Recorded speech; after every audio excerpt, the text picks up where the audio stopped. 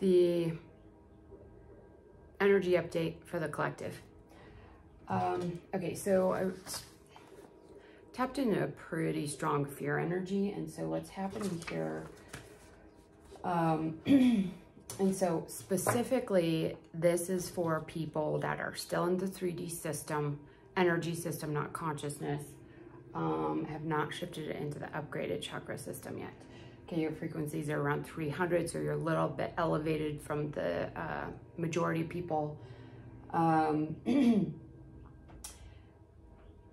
But you guys are actually ready to activate the MerkaNA, which is the 5D body of light, okay? And it is the 20-point star of ascension, and it's connected to the green ray and the emerald ray, okay?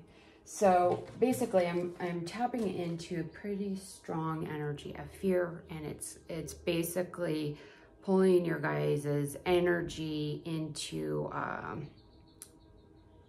a fear of expansion as well as a fear of grounding. So it's stopping any sort of growth. So all the energy is condensed into the physical chakras. So ground through root are actually really good, but the energy is not grounding into the earth, and the energy is not moving through the higher gateway so you can expand.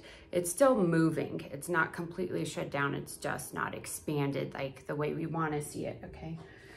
So I found two blocks in the field, and this is where I felt the majority of the fear energy.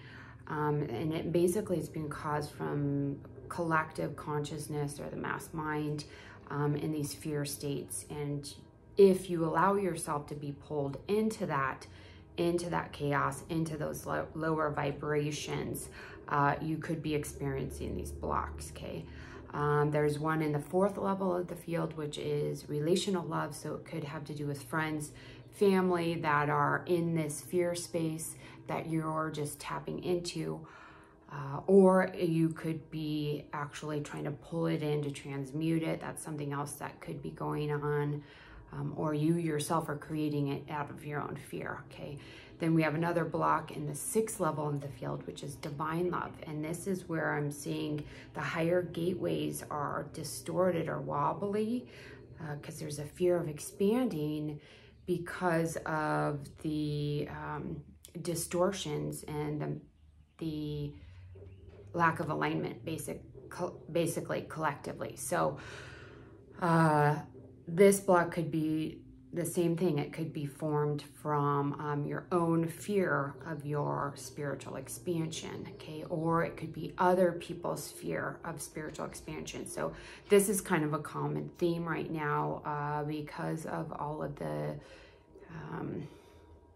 it's just a lot of information and nobody really knows who to trust or why to trust. And, you know, there's a lot of info coming in and out, and like I've said before, the most important thing you can do is stay in alignment so that your discernment ability to discern the truth for you is accurate and truthful, okay? That may not be the same truth that everyone else has, but the one that's right for you in this moment, that's what you need to tune into, okay? We shouldn't fear this expansion, okay? This is what we need to be doing right now as a collective so that we can raise our frequencies and shift into the new energies, okay? So that's what I was getting there. It's basically the solution here for both of those is to see the higher perspective. So if you get pulled into these details, drama, conflict, to rise up over them and try to perceive them from a different level. What is the lesson here? How could this be beneficial? Because in the end, all these little things happening, they do matter, but once all is said and done, those tiny little things don't matter. Like if you look back at your life, something that was a huge deal 5 years ago, you're like, that was nothing. So it's those types of things where we rise up and say, this is the highest perspective. This is how I can see this from the most compassionate, loving, empathetic space. As well as strong and bold and fierce. We don't want to be like a pushover or a doormat. You can still be strong and loving and compassionate and caring. So I think that's important to point out as well. There's also a level of ego that we want to try to stay away from here. If your life is not going exactly according to the plan or the map that you had, to try and step out of that. If there's any delays or conflicts, it's actually serving your greatest good. So pay attention to that. Yeah. Then there's a level of needing to remind yourself of your passions and your purpose. If you get too caught up in the fear energies, then your focus goes from expansion and passion and creativity into survival. And so they're saying pull out of that survival mode and get back to your passions. Find out what that is every day. Disconnect for a while, okay?